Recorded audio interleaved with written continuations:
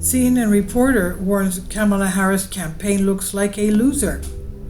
CNN data reporter Harry Enton says that one key statistic may spell serious trouble for Vice President Kamala Harris's presidential campaign just 1 month out from the election, so much so that a win would be, in his words, historically unprecedented.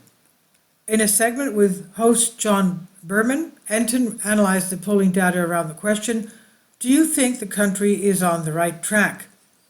Apparently, just 28% of Americans think that the United States is currently heading in the right direction under its Democratic leadership.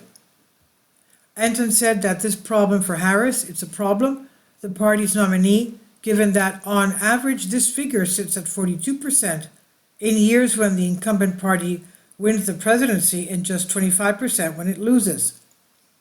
This, to me, he said, is a bad sign for Kamala Harris's campaign.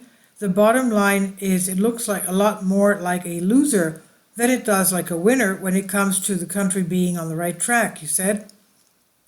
Enton also shared the historical data from specific years, pointing out that the lowest this figure has been in a year that the incumbent party won was 39% when President Bill Clinton won a second term over Republican Bob Dole and Independent Ross Perot in 1996.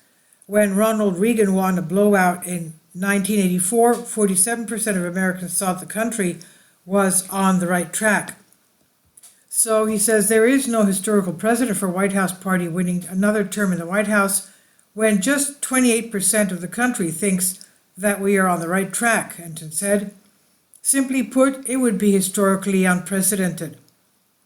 Polling data has told a mix of different stories for Harris and her opponent, former President Donald Trump, in the recent days.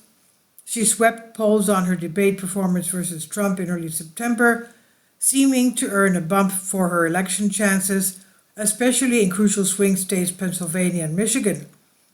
A poll released in the past several days, however, shows that Trump was doing surprisingly well with Latino voters, a group that has historically leaned solidly Democrat.